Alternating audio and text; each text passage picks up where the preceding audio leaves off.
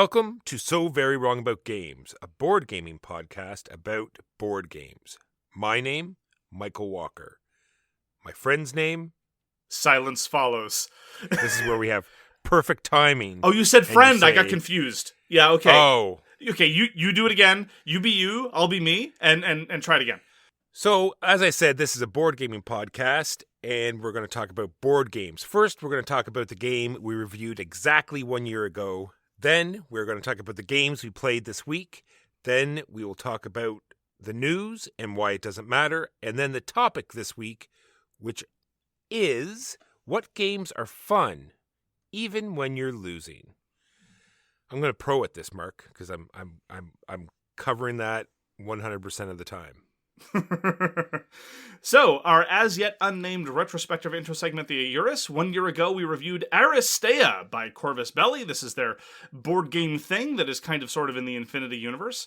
Every time this comes up, I keep thinking of the never-ending story. Why? Aristeia! Oh, okay. It's just the way, because there's exclamation point. It just makes me think of it. There is an exclamation point. And there is. Aristeia, to me anyway, is among the very top tier of two-player in-depth games. The same kind of situation that Battlelore 2nd Edition is in.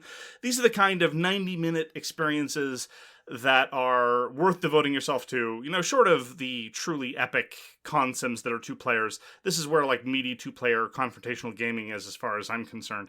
Since we reviewed it, there have been some expansions, many character expansions that have been solid like everything else, and the multiplayer expansion, which in my experience was bad, very, very bad, do not recommend, would not go back to. But I'm very pleased to still have Aristeia in my collection. I have maintained a complete Aristeia collection, and they are going to keep supporting it in the near future with more character packs and other kinds of things. I'm not quite at the have all the playmats level of support, but other than that, I am pretty much an Aristeia completionist. Yeah, it's a great little game. What I like about it is the fact that it's easy to pack up again, right? The rules are solid, easy to remember. It is a sports ball game at its core, and the miniatures are great. The fact that you pick all sorts of different characters, all great. Yeah, Love I suppose every game I've played of it. I suppose it is sports ball. Well, it doesn't capture it perfectly, but it is. Yeah. It's trying to use that method. You know what I mean? It's going for that theme. You're absolutely right. It's strange because it's often described by the company as trying to be a MOBA style game, which I don't think is accurate, except in the sense that you have highly asymmetric characters with unique functions that are battling it out on the same field. But then the alternative is to call it a sports ball game, and then my enthusiasm wanes. So I guess I'm trapped between a falsehood and a joy killer. So I guess in those cases, I will stick to the falsehood as ever and create my own reality. It is a MOBA style game. The interesting hook in this one is the fact that when you score a touchdown, the end zone changes places, and there's a whole decision space and or strategy of spacing your guys out and trying to force where that person's going to put that end zone, and a very interesting gameplay there. Absolutely, and it forces a real level of dynamism on the board, and at the same time has a built-in catch-up mechanism, so it really works very, very well. Huge fan of Aristeia. I've played it several times since we reviewed it, and will keep buying new products as they come out. That is by Alberto Abal, Jesús Fuster, David Rosillo by Corvus Belli, initially published in 2017, but as I said, continuously expanded since then. So, Walker, now on to the games we played last week. What did you play last week? Marc, I played a very interesting game called Città-Stato, which is Italian for city-state. This is a game I kickstarted just because it is a game about Italy by an Italian designer, and man, blown away. It's a bag builder, and you're putting cubes in the bag. Thumbs up already for us.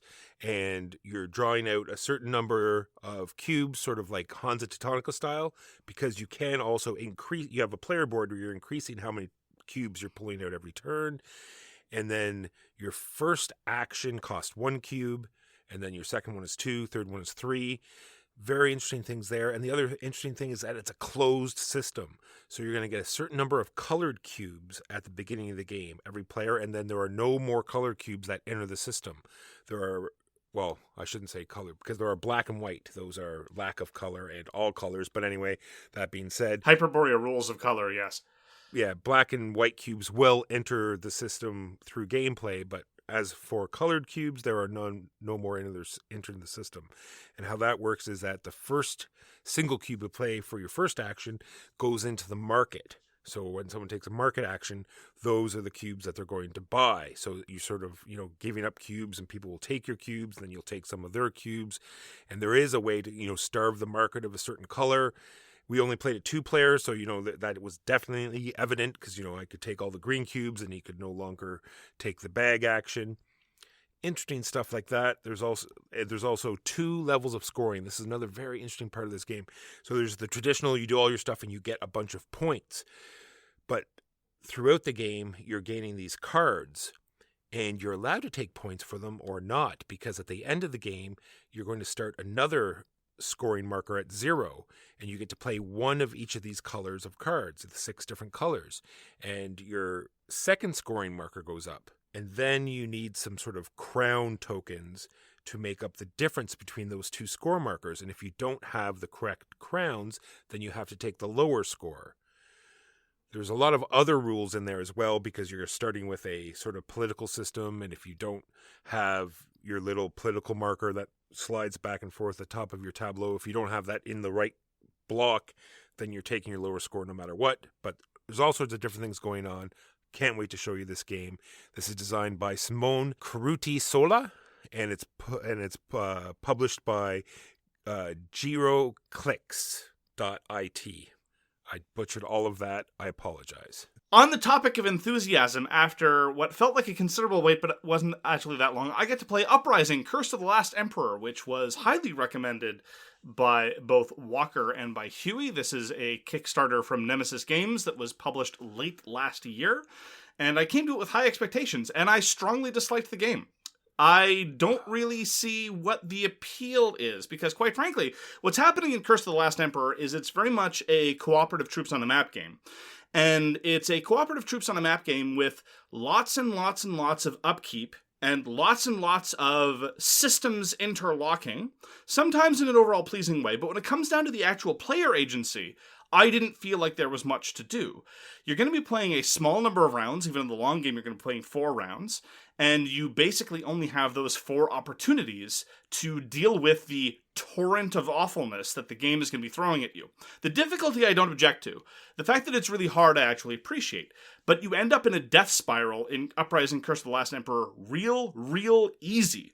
I went online, and indeed I played a couple of turns solo to try to replicate what was going on to see whether my first playing was truly aberrant. And it looks like my first playing wasn't truly aberrant. In my first playing, I did not manage to reach the benchmark that the game sets for you. In Uprising, they say, every round, try to set up a new haven, which is a new city, a new place to build things.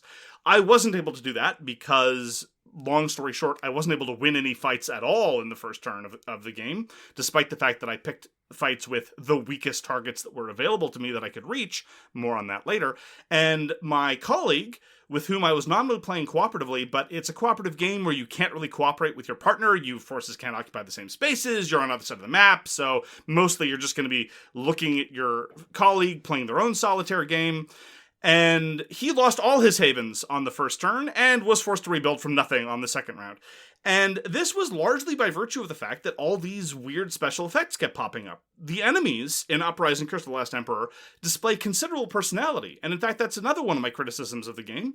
Most of the cool special effects come from the enemies. You have all these asymmetric player boards, but basically what it amounts to, the overwhelming majority of the time is, I have this unit that throws a single black die. It costs this combination of resources. Oh, your unit that throws a black die costs a slightly different combination of resources? Asymmetry and fancy coolness. Graphically, it's all very appealing, but at the end of the day, what you're doing is you're buying as many meat shields as you can, throwing them against these targets, and have more or less unmitigatable die rolls tell you whether or not the 20 minutes of upkeep you just did results in you getting pounded in the face for the remainder of the turn. I honestly didn't think that there was much to this. It was a dice chucker surrounded by a large amount of upkeep. I don't mind dice chuckers. I don't mind games where it's all about smashing pretty units against each other and making pew-pew noises or various death noises, as the case may be. But if you're going to do that, I would rather there not be this level of component creep, upkeep creep, of managing enemies, plopping down skeletons, putting out new garrisons, garrisons, spawning a new thing which has its own AI rules, and the instant effect. Oh, the instant effect says I lose one of my havens. How nice. How pleasant. Could you have mitigated that? Not at all. Nothing to be done about that. Sucks to be you. Better wait for next round when you might have slightly better luck, and you'll have one more shot at the dice. In short, heavily luck-driven, a huge parsimony of decisions given the amount of time that you're fiddling with all of these components, and ultimately, once you actually start making your decisions, you're heavily constrained by the fact that it's so expensive to go anywhere and do anything, and then you'll probably be involved in a fight where maybe you'll get lucky, sure, but at the end of the day, that's not necessarily narratively or gameplay more satisfying than getting unlucky and having your small number of units getting eviscerated anyway. So that was Uprising: Curse of the Last Emperor, and Walker, why don't you tell me what I'm missing? I guess we're having much different experiences. Sure. I don't know what you're missing. I'm just saying that I can address the fact that you don't think the two people interact. There's the sea towers that are right beside your starting haven that you can teleport to any space. And if it's the case that there aren't any enemies on the way to the sea haven, theoretically, you could actually make use of those. There is definitely bad luck on a certain red tile where you could flip it and get a boss immediately. We hit that. There's a tile that spawns a horde right away? Yes. Oh my goodness, I didn't encounter that, but that's terrible. Oh, you're like, I was wondering if maybe that's what had happened to you as well. Oh no, I'm just talking about the event at the top of the round that spawns, a couple hordes or a legion and a horde or what have you, and that every tile you flip over might spawn more garrisons or more skeletons in your way. And I mean, ultimately, you're going to be able to fight once, maybe twice around in your first round. So better hope the dice like you, because otherwise, the first fight you get into can determine that you have lost your game and will not really get to do anything interesting in the remainder of the round. And we're talking about a 90-minute game. That's not okay. It's true, but it is a little bit puzzly. You can, A, follow the rules and see the paths that the horde and or legion is going to take. And then B, force them into a terrain type that is very beneficial to you and will help you mitigate the dice problem. That's all I can say that can help. You have your leader starting abilities. You have I know what you like you said with the troops. All that's different is the cost, but there is cards that your leader has that helps you synergize different units together. So there is a little bit of help when you've played it a few more times. Mark, you see, you just need to play this game a few more times. You're not playing it right. So the terrain benefits that you're referring to in the context of fighting legions or hordes, which are really the big bads, they're going to start with 4 or 5 high-quality dice. And you're going to spend all your starting resources, because you can only buy units at very particular times. It's a very, very regimented, upkeep-heavy, and now we're doing this phase kind of game, which doesn't speak to Uprising strengths anyway. And what you're saying is, if you do all the things right, if you maximize your advantages, your leader ability might give you an extra die, and the terrain bonus might give you an extra die. And in other words, you might get a slight die advantage on the enemy that you're fighting, maybe, and then you still might be hosed because of the luck anyway. No, there's terrain that changes all red dice to white, which totally nerfs one horde altogether. There are ones that will increase your ranged, will let all your riders attack in ranged, as well as clashes. And the fact that you can hurt the legions and the hordes in the firing phase and weaken them down as you go also, is an advantage as well. Of course, that's assuming your faction has the right kind of units, that you could afford those kinds of units to begin with, and this is all true. Ignoring the fact that the legions and the hordes will probably also be firing on you in the ranged attack, mauling you considerably. Just look, if you're gonna have a game like this, I think, where if you're right that the joy of Uprising, such that it is about picking the fight on your own terms and trying to maximize the odds, there need to be more opportunities to do that, more dice rolls to sort of smooth out the probability curve, and the ability to do that proactively on your turn rather than trying to sit in the path of the enemy so they will fight you at the right time, managing the AI of the enemies. Again, the enemies are far more interesting than anything you do in the game of Uprising, which I get.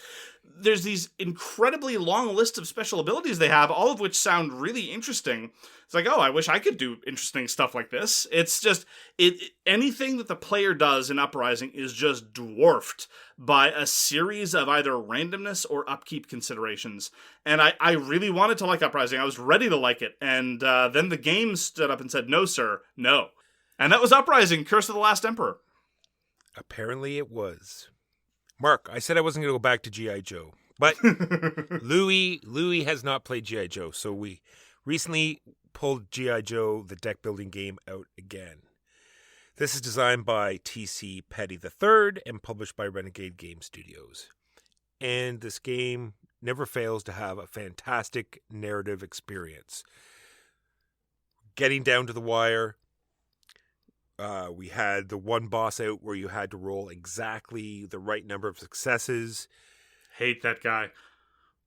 We got it perfect, hit that.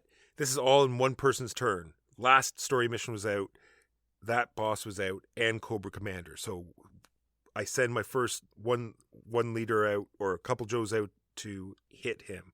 He is dead. I take one Joe out in a submarine, a single Joe out. Cobra Commander sitting in his pool, and he's like, "What is this? Submarine!" Whoosh, torpedoed.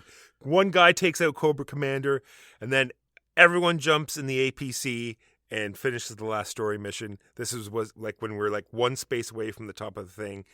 Last minute clutch turn. It was a great time. Louis loved it. G.I. Joe deck building game. No offense intended, but do you know what would be a truly terrible name for a G.I. Joe? T.C. Petty III. I don't think they'd let him onto the squad. He'd need some sort of badass code name, that's for sure. It would be awesome if he was like Cobra Commander's like Nemesis, because having him say that name over and over again would be fantastic. You introduced me to Bitoku. Bitoku is by Germán P. Millán from Devir Games. And I was very impressed. So when it comes to modern medium-heavy Euro games, there's often the tendency to overwhelm things, and there's a lot of complexity and a lot of intricate turns to no real effect. And I thought the Bitoku was streamlined when it wanted to be, and sort of broke when it wanted to be as well. The fundamental action selection of Bitoku is very, very simple. Trying to decide what you're going to do on your turn is very, very focused, and it really puts the player in the driver's seat because the parameters of what they need to accomplish and the tools that they have to get those accomplished is very, very much in focus. It's not an endless sea of bonuses like Braga Caput Regni. It's not a strange system of combinatorics and indirect effects like you might have in a number of other Euro games. And I really appreciated that, and it made me really be able to engage with the mechanisms in a very direct way. And even though the scoring is very Baroque, and it gets into pretty point salad-y type of territory, I nonetheless felt that the simplicity comparatively and accessibility and approachability of the action selection really improved it. Fundamentally, on your turn, you're either playing a card to your board, you're going to do this 3 times over the course of a turn, you're going to be placing a die on an available worker spot, or you're going to be, as you say, sending the die across the river, which is in turn is another specialized kind of action spot. And sometimes you won't be doing the river thing as much. There are trade-offs there. Sometimes you deliberately go to a space knowing that they're never going to be able to do that additional thing, giving up efficiency for the sake of action you really want to do. And all of this is on top of a great set of art assets, some of which are not used to maximum advantage. We commented that one of the cards that has beautiful pictures is designed in such a way that both on the game board and in the player boards, they're always going to be covered up. So it's really bizarre. They spend all this money, like these great pictures, and you're never going to see them when they're actually used, which is bizarre. And all of this is in service of a very sort of riffing on Japanese folklore theme. I looked it up, actually. I know what Bitoku means. Bitoku is actually Spanish for Orientalism. News you can use. And I quite liked it. I am looking forward to playing it some more, seeing if different games play out differently. I have my doubts about that, but after only having played once, it's tough to be sure. And I have to say, though, that their approach to components is pretty bizarre. One of the first things you do when you're setting up Bitoku is the game board itself is dual layered, and it has all these inserts where you put out specialized components based on the number of players. So a normal board game might be like, well, if you're playing with fewer than 4 players, put a token to cover up the spot you're not going to be using it. Bitoku says, no.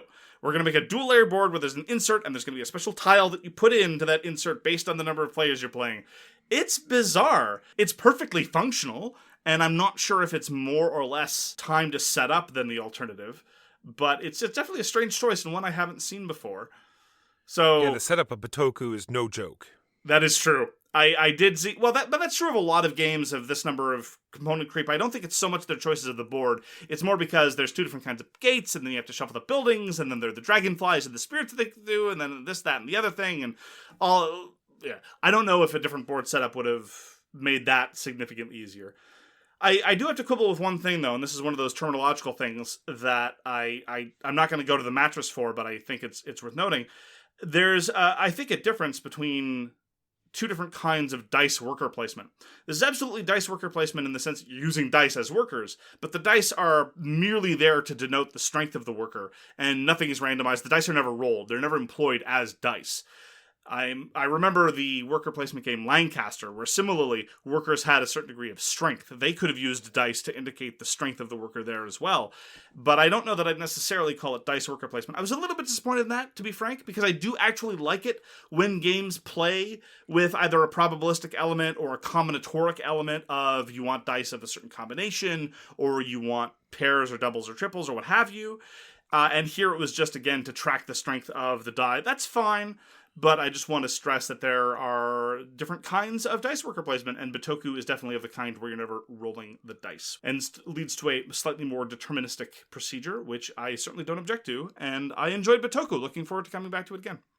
To address what your next gameplay will be like, I really feel that the majority of the game is dressing, and I really feel the difference. Maybe I'm looking for your opinion here, and the difference in future gameplays will be broken down into what stone you start with and what other stones are available at the beginning of the game. Those endgame bonuses, yeah. Because your starting stone will sort of, push you in a certain direction, and then following stones will sort of just lightly, change where you go, because there's such a huge point in that initial placement that I think that is what's going to change future gameplays. Quite possibly. As I say, I'm looking forward to exploring the system a little bit more. I don't know how much depth there is to Bitoku, but I definitely enjoyed grappling with the systems on my first play, and as I said, the action placement was sufficiently straightforward and transparent that I really felt like I was playing the game rather than just wrestling with rule systems very quickly. All right, since you torpedoed Uprising, I can't wait for this next one. We also got to play Steamwatchers together.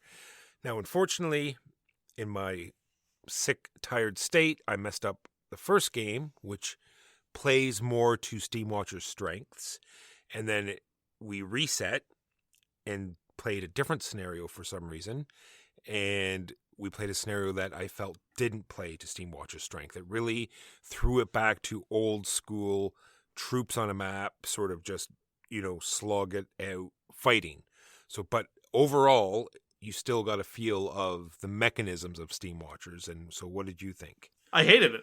I thought Steamwatchers, awesome. Yeah, you're and exactly, then we got to play. No, hold on. Boone. No, Walker, no.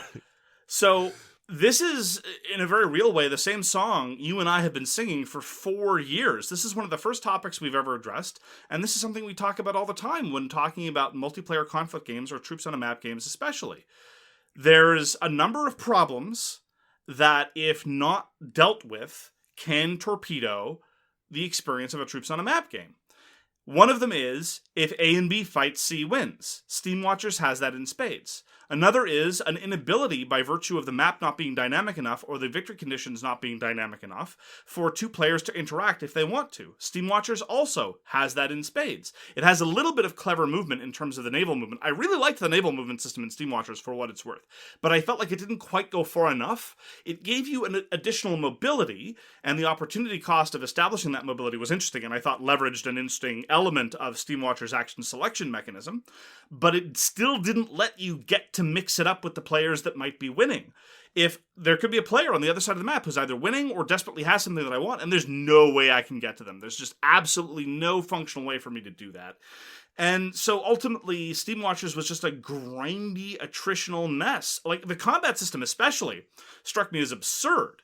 It's more or less the same combat system that Dune / Scythe has. You do a hidden bid and then you go fight. But the problem is the economy is so tightly constrained. You have 1, maybe 2 fights you can engage in where you're actually throwing military weight around. And at that point, you're just easy pickings for anyone to come predate on you. Worse yet, if you really want to fight, if you feel like you have to defend a territory, the only way you can do so is by throwing away massive quantities of points. And I respect the fact that thematically that makes sense. Basically, in the world of Steamwatchers, there's this toxin, and you're dealing with corruption, and your units are going to die by virtue of this corruption, and you're also going to lose a whole bunch of points. That's cool. That works for the theme. Fine, whatever. But the functional equivalent of it is you're sitting around looking at a fight and figuring, okay, well, who's going to engage in the first fight? Oh, great. Walker and Louis fought. That's wonderful. Now I can sweep in and kill both of them cheap.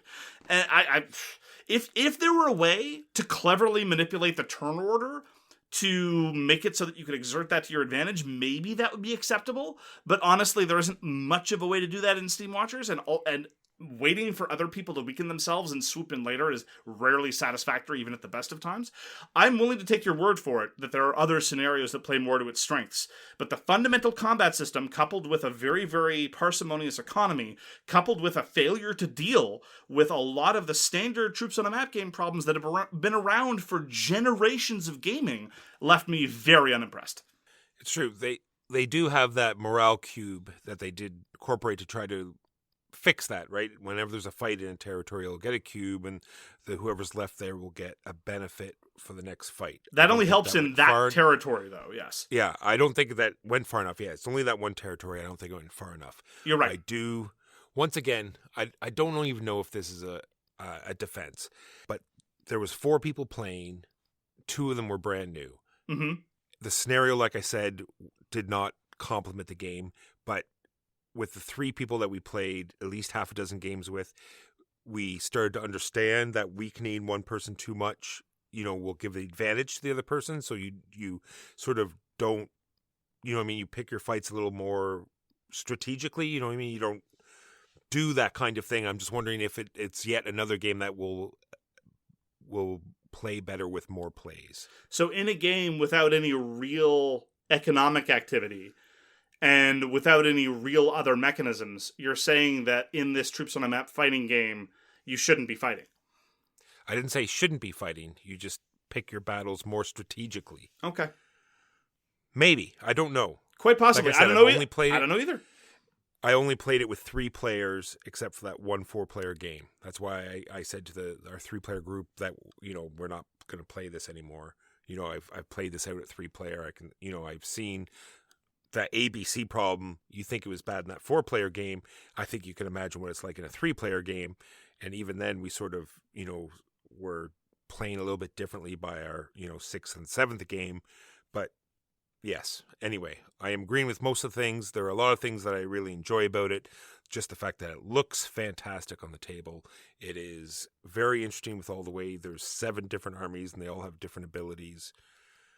And the troops on a map genre seems to be getting smaller and smaller every year. Well, I will say this in its defense. This is not a reason to go back to Steamwatchers, which I don't think I ever will. But one thing that you have stressed in previous comments about Steamwatchers, which is very true, is the arc of the game is at least superficially interesting. The fact that you start out very strong, and as the game goes on, you get weaker and weaker and more desperate.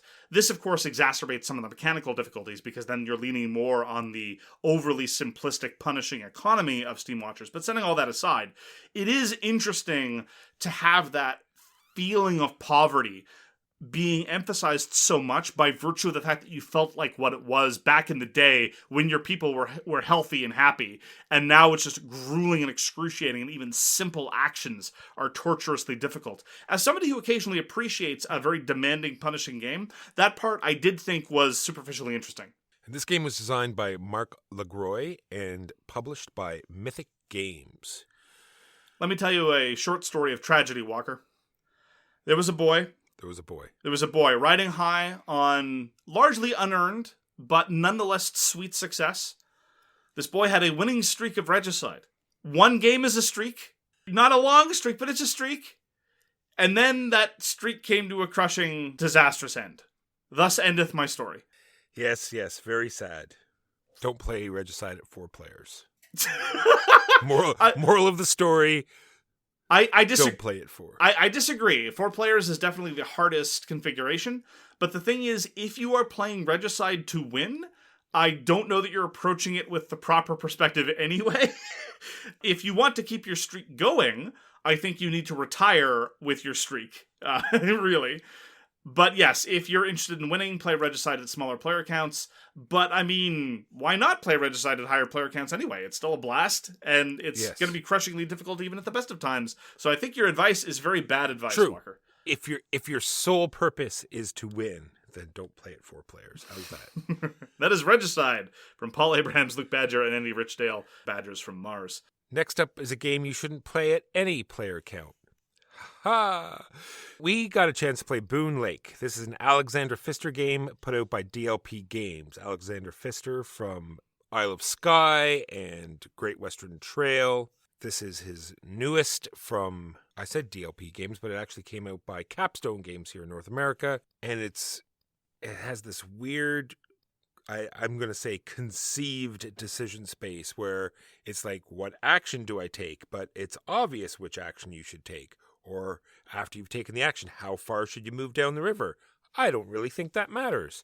Or what victory point tile should I score? Well, I can achieve any of them, and I can pretty well see throughout the rest of the game I'm going to achieve all of them, so I'll save the best one for last and throw out a token on one of the others. Well, let's talk about those 2 things, because I joked that Alexander Pfister, aside from Isle of Skye, and aside from a couple of others' designs, most of Alexander Pfister's big box, medium heavy Euro games, I think, often feel relatively similar and or interchangeable, so you can stick with the couple that you really like. My favorite is probably Blackout Hong Kong, but I'd happily play Great Western Trail. It's okay, slightly overwrought. But, of course, slightly overwrought could very well be Alexander Pfister's design philosophy, as opposed to, say, extremely overwrought, so, he's better than a lot of his contemporaries. Boon Lake has a couple of things that could potentially be interesting, but I don't think they were calibrated properly with the rest of the game. And those are the 2 elements that you stressed on. One of them is, how far are you going to move down the river? Our game of Boon Lake, I think, took a lot longer than was intended. The first phase of 4 dragged, and we really think it's because the game expected us to be pushing the tempo a lot further.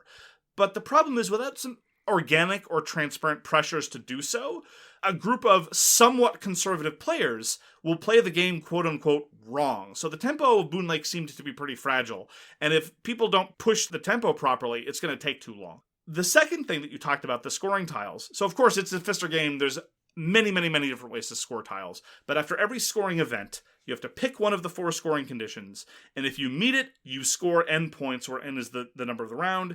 If you don't meet it, you lose N points, where N is the number of the round. And I was very much looking forward to this as being a pressure of looking at what the next N goal was going to be and trying to figure out, okay, which one can I make now? Which one can I not make? Which one am I going to have to shove to later? But you're right. After each round, we were all looking at the tiles and saying, I could score any of these. We're all fine. Now, part of this is that the 2 problems are interrelated. If the first round had been more brisk, if we'd been pushing the tempo of Boon Lake, then yeah, we might have had more angst with respect to meeting these goals. And or if these were actually worth more points in the final estimation. Because it's a game where the final score was in excess of 200. So the possibility of losing 4 points in a round, not a huge deal in the grand scheme of things. But I really would have liked it if that had been emphasized, and you really would have had some question of tempo. Instead, what we have is a standard thing of play out about a dozen cards, each of which is going to be worth 3 to 6 points, and try to fill out your tableau of this, that, and the other doohickeys and what have you. And it was fine, it was functional, but, not anything memorable. No sense of tension, no sense of real pacing, no sense of theme. The theme is almost comical. This is like Alexander Pfister getting gun-shy. And we actually made fun of this when it was first announced. The theme of Boon Lake is, you're a whole bunch of people settling an area and displacing no one. It's all okay. This isn't colonialism. Really, we swear. And I respect that. Better something comically out of place and ahistorical than something that's comically indifferent to colonialist horrors that you're still going to acknowledge, a la Mombasa. But ultimately, it left Boon Lake being a very, very, very forgettable mechanical enterprise. Yeah, it was odd. It's like a game where you really want to make sure your resources are always boosted up, because it's one of these games where if someone takes an action, everybody gets to take like a sub-action, and you want to make sure you can maximize all these opportunities, so make sure you have a bunch of money and a bunch of settlers, pioneers, cowboys, insert resource word here. So that part was interesting. Like I said, I really wish the river, because I liked everything about the river. I liked how it marked the phases of the game. I liked how it marked the scoring phases of the game. Me too, yeah. All of that stuff. I just wish that there was more pressure on to move faster, or how to move on the river. Anyway. Absolutely. A question about the action selection, because it was very much rule selection. You do an action, everyone else does a weaker cousin to the action, although sometimes the relationship between the two actions was somewhat dim. When selecting actions, how often did you look at the resources held by your opponents and say, I'm going to pick this one because I know my opponents cannot capitalize on it? Not very often in our game, but just a couple days after that, I played it 2-player, which is up on our YouTube channel. And that's when it definitely came more into play, because you just had one opponent to look at. And so it's like, oh, he has no cowboys. I'm definitely going to take this one now, because I'll be the only one that's taking the action. And it wasn't so much in our game. You were out pretty far ahead. But even in a 200-plus game, we were all fairly close. And believe it or not, even though I had like an 8-point advantage in our 2-player game, because I got 2 points for opening the box, 2 points for explaining the rules, and then 3 points for streaming it, we were 1 point away from each other. Oh, wow. At the end of the game. Yeah, it was crazy. So that goes back to what you said. Like, it's like I get 3 points for playing a card.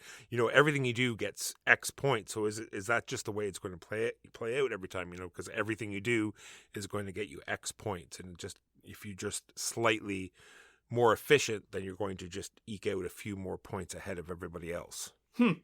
Tough to tell. And that was our play of Boon Lake. Then we played Shards of Infinity, and I showed Marc the new expansion. And what the new expansion adds are some baddies you can add to the new deck, more cards you add to the main deck, and then it has this sort of sub-deck that will take up more space on your table. I think that we both felt, even when I played it the first time, it doesn't really add that much to the game, and was sort of, fluffy. Yeah, so the new expansion is called Into the Horizon, and I very much agree. I felt that the new cards were great. Look, it's a single market deck builder. More cards into the big market deck is all for the good, and some of them had interesting effects. And the side deck of new features that you could get were... for one thing, they didn't even have any art. It seems like a strange complaint, but here you are playing a game with lots of over-the-top sort of science fantasy artwork of these people called things like the Rift Crusher and all manner of Ether Blaster and what have you. And then they're just these solid black with text. It was jarring. And it really contributed to the feeling that they were ancillary. It's this deck off to the side that looks different from everything else. It's this other effect. And it just made it altogether forgettable. On top of that, there was no cost. It was like, oh, you hit a threshold like you normally do? Well, pick a card. Yes. And the threshold is 5 mastery. The first expansion, Relics of the Future, the threshold was 10 mastery. Getting to 10 mastery is something you probably have to work at. Getting to 5 mastery is something that people can probably get to do by accident. And so yeah, that element I thought was forgettable. Everything about it really made it feel unnecessary. But I'm not going to object to new cards, and we didn't play with the other feature in our game anyway, which is the new oppositional baddies that show up in the deck in a versus game. It doesn't make it feel co-op. It's just a negative effect that happens to everybody, and then you get an additional benefit if you're the one that actually goes and kills them. But I'd certainly be willing to give that element a try again. Always love Shards of Infinity. Yeah, the base game is still quick and visceral and enjoyable. As far as that formula, it remains my favorite by a mile. Of all the Realms games, of all the Ascension variants, I think it really is a winner. It is designed by Gary Arendt and Justin Gary and put out by Stoneblade Entertainment and Ultra Pro. Our mainstream, we played For Science, with which we gave away a complete Kickstarter copy to people that were watching the stream. And my God, For Science, great game. Wonderful. Dexterity, time constraints, people running around the table. We played with events, Marc, hilarious. It said there was like a contamination leak or something. It's either A, run around the table 3 times, or everyone has to run out the room and count to 10. Hilarity. You want to check it out? You can go to our YouTube live channel and you can watch us playing For Science. You're like building these DNA chains. You have to build them with blocks. Don't watch the last game. Embarrassing watching me try to get this Marc. It was, you know me, I have to do the most complicated thing. Anyway, Yes. Long story short, I think we had like 3 successful games and just 1 loss. Anyway, it was a great time. I love everything about For Science by Grey Fox Games. Reading the events, I can immediately imagine a certain class of players that would look down their noses at such things. And it really makes me appreciate the fact that most of the time, I don't play games with those people. It is a good thing. Now, that having been said, it's worth emphasizing again that the events and indeed much of the game has been designed with accessibility in mind. And so people who have either disabilities or various ailments or impairments, the game does have accommodation for you built into the system in the rulebook and the cards and a variety of other ways. And that I very, very much appreciate. I'm not referring to individuals who can't engage with various physical feats like either running around the table or even stacking itself. That's not what I'm talking about. I'm talking about the kind of people who think they're either A, too good to play with blocks, or B, far too serious when playing a game with blocks to run around the table 3 times. These are the people that I'm talking about. And lastly, for me, I played a bunch of games with some of the listeners. I played Gaia Project and Keyflower, but I'm going to talk about Niagara because it's an old game that I used to own for several years. I don't own it anymore. This is designed by Thomas Leisching and published by Zoc Games, and it was a great throwback because it's on Board Game Arena. But the one in real life, you play. It's one of these games where you play on the box, and it has all of these clear discs and a double layered. I bet you that's the first time there was a double layered board. I'd have to look into that. Anyway, has a double layered board because you're sliding these clear discs down the Niagara Falls. So they go down this river and then they fall off the end of the box. And you are careening these canoes down this river, trying to pick up gems. And then once everyone's done their movement, there's like a weather phase where you slide down all of these discs and your canoes are being pushed down towards the end. And you're trying to fight back upstream. And it's a very interesting game. And you should try it out. It's on Board Game Arena, and it has this great decision where you're picking your movement. You have I think there's paddles like 1 through 6, and then you have a weather paddle, and you're going to be playing all of these tiles until you've played them all. And it's just an interesting decision space of when to play that weather tile, either A, to get it out of your hand, or B, you know that some people are going to be really close to the edge and are going to be playing high numbers because that's how far the river is going to be moving, is the lowest paddle. So if you see everyone downstream, you know they're all going to be playing high. You play your weather tile, you increase the weather, which increases the highest one, and then they all go flowing off the end, and hilarity ensues. Niagara. Those are the games we played this week. Now on to the news and why it doesn't matter. So, Marc, you played a bunch of Rift Force. I also have picked up the base game, have yet to play it, but I've read the rules. It is also on Board Game Arena, but I think it's only an alpha. Should be out soon, but it has announced a expansion already, Rift Force Beyond. So if you are a fan of Rift Force, then that is some exciting news. Then, Astronauts, the deck building game, is up on Kickstarter.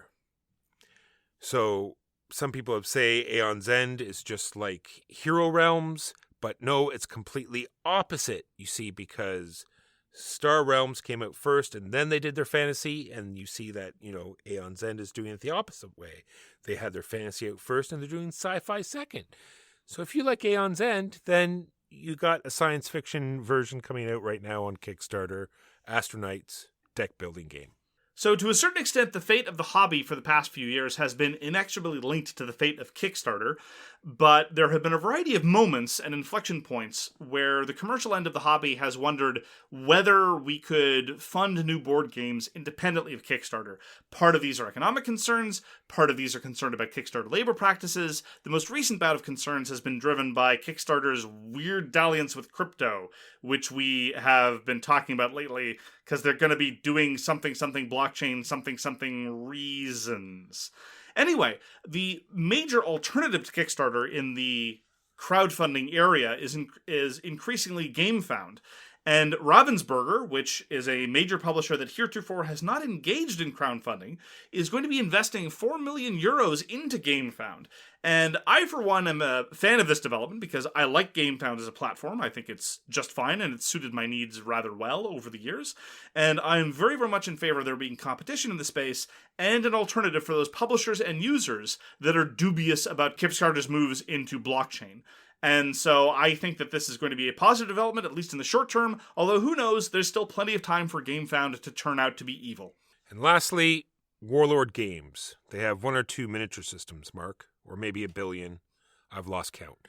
But one stood out to me very recently. It's called Slain.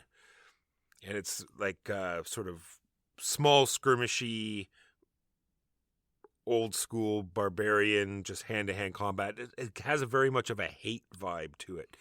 And why it stood out was because it's old Games Workshop guys. We have Andy Chambers, we have Gav Thorpe, and Roger Garish, who did a bunch of Judge Dredd stuff. So these 3 guys, although they use a weird name, they don't say designed it, they say penned it. Oh. So I'm not sure what that means and why they made that distinction. But anyway, I'll look into it more. The other thing is that they have a starter set where you get a bunch of stuff, books, and one whole clan, and it's only $90. I thought in today's day and age, that is a kind of interesting price, like a good price for what you got in a starting set of a miniature game. For a miniatures game, absolutely. If it's a legit starter set, that's a good price. Sad to say. So that's Slain by Warlord Games. And that is the news and why it doesn't matter. And on to the topic this week, which are what games are fun, even when you're losing. So I want to start with something that has less to do with game design and more to do with the social aspect, because I definitely know the one thing, regardless of the game, that will make losing terrible, and that is bad winners. I sometimes don't know what I hate more, bad winners or bad losers, but they're both awful, and I can definitely say that a gracious winner is some of the best salve to losing that I can think of. And we've talked about this before. There are a number of things that you should do to be a gracious winner. One of them is try to empathize with the other player's position. Like, I don't know what I would have done in that situation. You were dealt a rough hand.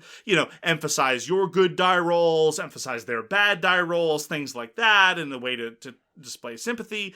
Don't contradict them when they blame their loss on various factors outside their control.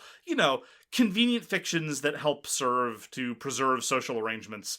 Bad winners are the worst. It's true. And it's odd, when I was looking for content for this, the number of people that said, I just don't have fun when I'm losing, I have to win. The sheer number, I knew there would be some, but just the fact that it was well over 50% of any comments in any sort of subject that I brought up was sort of disheartening. It is disheartening. No, I'm just saying this is just such a weird topic for me, because I so just don't care about winning. That, I find so many other ways to have fun that it's never an issue for me. The number of people whose enjoyment of a game qua game design seem inexorably linked to their success or failure at a given session. Sorry, I shouldn't even say success or failure. As to whether or not they beat the other players at the table, I agree with you. It's baffling. And it's really unfortunate. I sincerely, no condescension, no snide remarks here. I mean this sincerely. I genuinely feel sorry for them because I think it's a dispositional thing. I don't know that you can train yourself out of it. I don't claim credit for the fact that most of the time I don't mind losing. It's just a preference, like preferring chocolate over vanilla. It's just a dispositional outlook that I don't think you have a whole lot of control over. And it's really unfortunate. It's in sympathy to those individuals that I really wanted to look at those kinds of games, those kinds of experiences that tend to be a salve to people who hate losing that much. So what I've done, Mark, is I broke it down to types of games and then listed a bunch of examples. Sounds good to me. Does that sound good? So let's breeze through party games, because obviously they're fun no matter what. And I don't have any real examples here because there are hundreds of different party games. And just in case people say, why didn't you talk about party games? Hey, Mark, we just talked about party games. They're fun, even when you're losing. Yeah, so a lot of these party games are based on intuitions or opinions or gut judgments. I'm thinking things like as disparate as Wavelength, which is one of my favorite party games. The coronavirus has left me unable to play it, and I feel very bad. Although, I should note, there is a new Wavelength app that I'm very much looking forward to trying, an opportunity to go back to a design that I really, really enjoy. And look, if you lose at Wavelength, if you're doing really badly, well, it's just because other people think differently. They have a different set of intuitions. There's no real... I've never seen anyone take a loss at Wavelength really personally. Or I'm just saying, like, even in Codenames, when you're losing, you're still badgering the other team. You're still going to laugh at the end and talk about why did you say these things. So much fun. And it's good-natured. It's something about the structure of things like Codenames, because we joked when talking about trick-taking games that at the end of most rounds of trick-taking games, there's the phase of recriminations. Why did you play that card then? Why did you think I had that? In Codenames, or in other games like Attribute, or even the less good stuff like Apples to Apples, what have you, you can at least be like, how on earth could you make that association? It's like, well, you know... But it's all good nature. There's no venom in it, really. And I think it's partially because just by their very nature, people take party games less seriously. And yeah, in cases where people take losing badly, it's best to diffuse the situation as best as possible. The next step up for that, to me, would be dexterity games. Because dexterity games are always fun. There's always the flicking. There's always that, even though you're losing, you get that one great shot in. Or in games like Force Science or Junk Art, where you've just thrown the victory condition out the window and you just want to build something really cool. You just don't care. I would differentiate, I agree with you, but I would differentiate between dexterity games generally and specifically stacking games. Because I think specifically stacking games are great at having fun even while you're losing, because it leads to moments of great drama. You know, someone's either trying that move because they have to, or because they're biting off more than they can chew, and everything starts to wobble, and you say, I can make it, I can totally make it, and then someone says, you're never going to make it, just like you failed at everything else in your life, and then you say, stop bullying me, Mom, I'm not crying, you're crying, and then the thing falls apart. It's great. You get that lovely moment of drama as the tower collapses, as the cards fly everywhere, as the wood starts tumbling over, and everyone laughs, and it's a great moment, and the fact that you caused it to happen, who cares? Flicking games, I agree with you largely by virtue of the same logic that we established for party games. People don't tend to take them too seriously, and yes, you can focus on that time when you had the great shot or what have you, and typically something happens even in the midst of your failure, but I find it has a little bit less of that magical quality that stacking games do. There's something so joyous about everything falling apart, and you being the one standing there with the piece holding a thing, oh well, I ruined everything. Great fun. Agreed. And then there's co-op games. Co-op games, even when you're losing, at least I know in our group, we want to be losing the majority of the time. So we always tend to, because you always have that one, there's always that, couple percent, if only this could happen, then you always think there's that one chance you're going to have. It always leads to fun. It always leaves that one person that failed the roll, and everyone piles on him jokingly, of course, or crazy things happen, like Cthulhu Death May Die, Gloomhaven, Uprising, these cooperative games where crazy stuff happens. and it's still fun. I'm going to disagree with you a little bit there, because I think it really depends on what kind of co-op game you're playing. So let me contrast a couple from recent memory. So let's take a look at something like Siege of Rundar, for example. And I don't mean to pick on Siege of Rundar. It's designed by Reiner Knizia. I love me some Reiner Knizia. But in Siege of Rundar, you literally can't advance the victory conditions when there are some enemies that pop up. And the only way to deal with those enemies, setting aside the mercenaries, is to throw dice at the problem. And the death spiral that you can end up with is the only thing you can do is just on your turn, hurl as many dice you can at the problem and hope that the proper result comes up. And if it doesn't, the game just stalls and it's not as satisfying, and I don't find it as engaging an experience. There are other games that while you're losing, things are still happening, you still have options, you still have latitude. Because this is a recurring theme, I think, across a lot of games that are fun to lose at and less fun to lose at. Some games, as you're losing, your universe narrows and you feel more and more constrained and there's just no way out. Other games, even though things are going badly, you still have a certain degree of latitude. Let me pivot actually to a couple of different approaches to playing Spirit Island, because this is something that was actually striking playing the last game of Spirit Island, because one of the people who was playing Sharp Fangs Behind the Leaves. One of the reasons why people find Sharp Fangs so frustrating in Spirit Island is many of Sharp Fang's powers cannot target blighted lands. And as the game is going badly, more and more the lands are blighted. So Sharp Fangs can be a very, very frustrating spirit to play as you're losing. On the other hand, there are spirits like Vengeance as a Burning Plague, who loves it when the land is blighted. They get more powerful when the land is blighted. And so as a result, when they're losing, they are actually at their most powerful. It's a little bit like Puzzle Strike 2, right? On the precipice of disaster, you are at your most potent. And those games are more fun to lose at, I find. And so some co-op games are much, much better at this than others, suffice to say. And I think it really relies on how much latitude you have as things are going badly. Next up, I have learning a game for the first time. So if you're just sitting down with a group and you're all learning it sort of together, there's sort of this joint, we're all just learning. The points don't really matter. You're just there having fun. Yeah, some people are able to do this better than others, though. This is sort of a temperamental thing. Like, there are a lot of people who's, because the first time you're playing a game, that's when you're forming your initial impressions of the game. And I know a lot of very, very competitive-minded people who are even open and honest about it. And they say, look, my estimation of a game is very strongly indexed to whether or not I win it when the first time I play it. But I agree with you. Yeah, it's an unfortunate temperament. Again, I feel pity for these individuals, but it is the way of the world.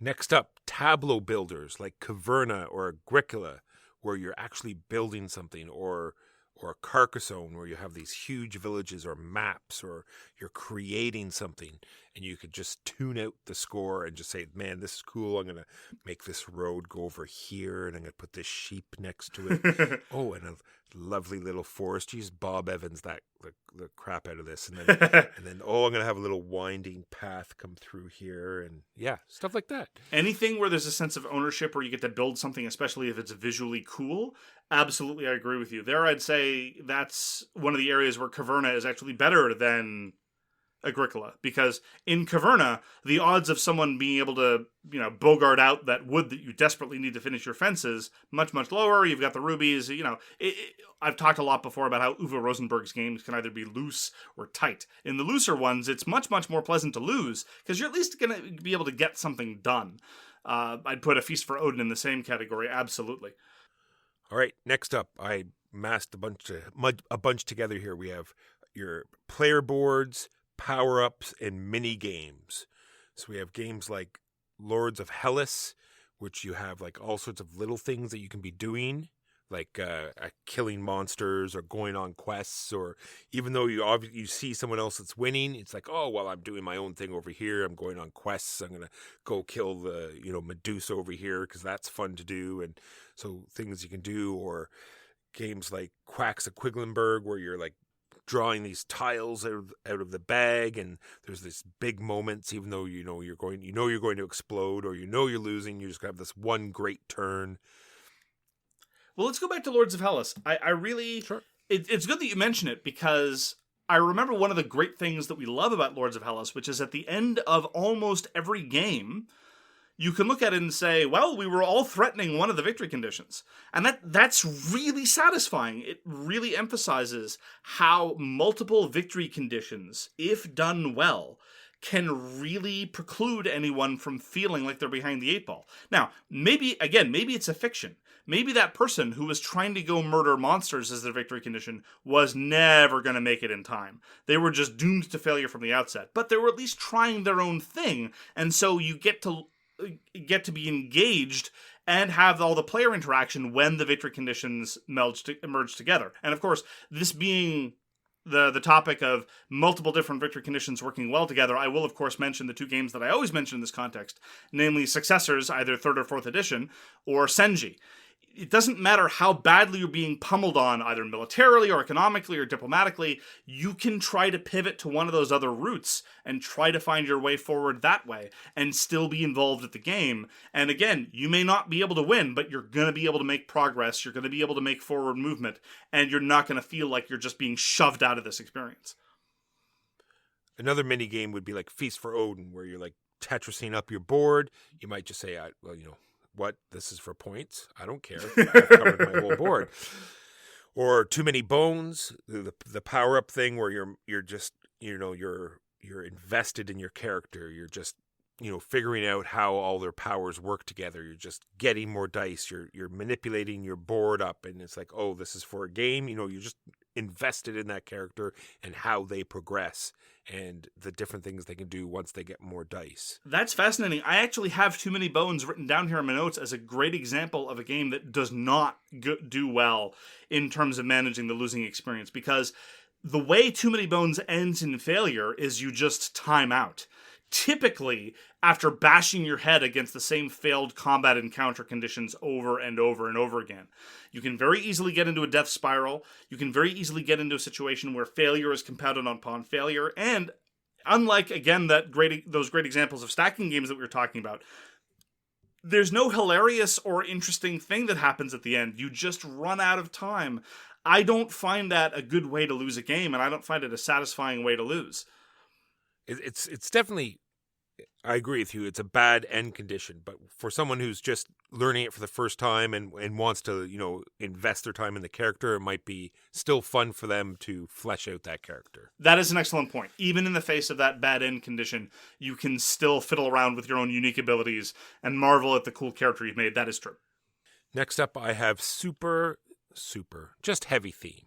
So if the theme is so strong that it doesn't matter if you're losing, you're just invested in the story, you're being pulled along, like Dungeon Lords, these heroes are coming down through your dungeon, you're training these monsters up, you're feeding them, you're making your little dungeon, and even though you're getting crushed every time, it's sometimes funny, it's sometimes interesting. I also have mechs versus minions here because this hits everything. Great theme. It has the power-up thing where even though you're losing, you say, look what I'm doing this turn. I've made this like crazy robot, or, and the fact that it's cooperative as well hits all the things. Same thing with Dinosaur World or Dinosaur Island. It's just even though you're losing, you're having fun, building your little dinosaur park, populating it with these dinosaurs, driving your Jeep around. Even though you're losing, the theme is so heavy that it just keeps you in the mood of the game. Dungeon Lords is a good example, actually, because I find Dungeon Lords less interesting when everything is going well. If you're able to defeat all the heroes in the first room and they're not able to make any progress and your dungeon is so well designed, I actually find it a little bit deflating. It's not as interesting, which actually leads to, I think, the paradigmatic example of a game that to me anyway is more fun when you are losing, and that's Galaxy Trucker. Galaxy Trucker played super well when your ship is able to meet all challenges and doesn't lose any parts on a run. It's still really fun, but not as fun as when things go catastrophically wrong and suddenly all your engines have fallen off and your alien got ejected out into space and you're desperately limping along to the finish line. Galaxy Trucker, to me, is I think, the paradigmatic example of a reasonably rules-intense game where failure is more entertaining than success. And next up, I have sandbox games. I only have one in here. I know there's several, but I have Zaya, Legend of a Drift System, So games that are just so open that you can pretty well go on your own little adventure and disregard what everyone else is doing. It's like, I am going to be a space trucker. I'm going to shift goods and keep my wife back at home happy while I, earn a honest wage. Walker, we're Canadians. I think talking about truckers is a little triggering right now. Probably. So, yes, let's skip that and let's go to something else. I'm going to be a space policeman and arrest the bad guys and get home safe. If I had ever had any fun with Zaya, I'd probably agree with you. I'd probably put it under the multiple victory conditions. I find I'm still looking for that sandbox game that I really enjoy. I haven't found it yet. True. No, yeah, I'm not necessarily saying, because I've also had bad experiences with all sandbox games, but you can see what I mean, where there Absolutely. are pockets of the game that you can lose yourself in and have your own fun in. Absolutely. I think there are Euros that do a really good job of that. We've talked about a bunch of them, many of them by Uwe Rosenberg. I think there are more cohesive games that have lots of multiple different subsystems and paths to victory that we've talked about, like Successors and Senji and Lords of Hellas. But sandbox games, at least the traditional ones that we're talking about, Western Legends, Zaya, Legends of a Drift System, just still looking for that good one. All right, that's pretty well the end of the sort of types of games. Then I had just sort of some statements here, like when you've given yourself a certain goal in a game, like I often do, like when I'm learning a game for the first time, I say, okay, well, I'm just going to work on this one thing, or as long as I hit this one milestone, then I've succeeded in what I want to do, and therefore still make it fun. Or a game like Eclipse, where you can zoom off to your own little pocket of space away from everyone else and say, I'm just going to do my own little thing over here, let those guys fight it out. And well, Eclipse, I think, is a good example of more like the Agricola situation, because you get to look at your ships that you've customized. Forget your space empire. Send your space. Your space empire is whatever. Sure, it'll feed your people. Sure, it'll give you more points. But the ability to look at your customized fleet and see, well, this one I buffed up on the armor, and this one the computer situation is really good, and this, well, managing the drive situation was a bit tight. That, to me, is the level of personalization.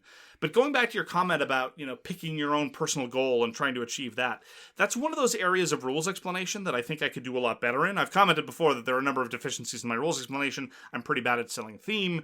But another area that where I really appreciate a good rules explainer is they're able to go to a new player, especially in games where it's clear that the new player can't win, and be able to give them realistic and plausible and appropriate guideposts that give them a sense of accomplishment. It's like, okay, well, here are all the rules, here's everything, but if you're able to do the following thing, like, I don't know, if you're able to upgrade to a stone house, that's probably not a good example because that's not really a good benchmark. If you're able to clear this point, if you're able to reach this point, that's really good for a first play. And that can be really helpful both as a player, just in terms of understanding what the realistic horizons of success are, and also for giving people that sense of accomplishment. Agreed. Then there are some games that when you lose so bad that you win. I couldn't remember any of the titles, but you know the ones I mean, that it says that, like, if you lose all of the tricks, then you actually gain 13 points and you actually win the game. Oh, Shooting the Moon, okay. Yeah, sometimes when you're losing so bad, you can say, it's like, wait, if I lose really badly, then I get, the overall victory. The only ones I can think of are trick-taking games, actually, but that's an interesting counterexample, yeah. I think there are a few others, but I just couldn't think of them at the time. Yes, I did really, really terribly that hand. I really did badly, but I almost won the whole thing. Exactly. And then the next one is, do you really need to know that you're losing? This is why they have hidden scoring. Right. So I don't want to know that I'm losing. I don't know how many points people have. I'm just going to have fun anyway. And then all the points will be revealed at the end. It's like, oh, I lost. Well, that actually reminds me of a game that's really pretty bad at hiding all that, despite the fact that it has hidden scoring. I'm talking about Tigers and Euphrates, the greatest game ever made. If you're losing at Tigers and Euphrates, usually it's pretty obvious that you're losing. and it can be really hard. Tigers and Euphrates is a famously inaccessible game. The rules aren't terribly complicated, especially not by modern standards. But if you're getting hammered, the thing you have to do, and you learn this after a few plays, is to just start over somewhere else. Just accept the fact that you're never going to get back into that kingdom, find a new area on the board, either that's either underdeveloped or undeveloped, and just start again and accept that. It's really hard for new players to accept that. And sometimes it just feels like you can't do anything and you're just frozen out of the map for all the losing that you're doing. And I completely respect how some people find that frustrating. So to some extent, when I think of the game that really exacerbates the sense of not fun to lose, Tigers and Euphrates is sadly one of them. Next up I have knowing that will be over soon. Sometimes that it can make it more fun. Because sometimes when games are very swingy, because a lot of games take into consideration catch-up mechanisms or keeping everyone close, and games that throw that out the window are usually games that are much shorter. So knowing that it'll be over soon, sometimes it's like, okay, well, I lost this time, we're probably going to play again, and I'll know what to do differently. So that, can make the experience more fun, because I learned something this game, we're going to play again quickly, and then now I can incorporate what I've learned into the next game. So absolutely. It makes it more interesting and fun. And this dovetails with one of the cultural aspects that I wish more people would accept, which is the legitimacy of concession. Especially in two-player games, but even sometimes in multiplayer games, the willingness to be able to be like, well, the writing's on the wall, it's obvious how this is going to end.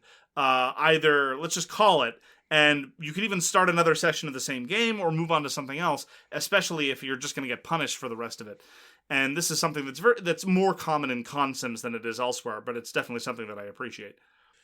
And then for me personally, it's just looking around the table and noticing that everyone else is enjoying the experience and not one person has like completely run away with it, or just seeing that everyone's still enjoying the game still makes me have fun even though I'm losing. I say, damn, Walker, you're so broad-minded and empathetic and noble. Your magnanimity is just so incredible, Walker.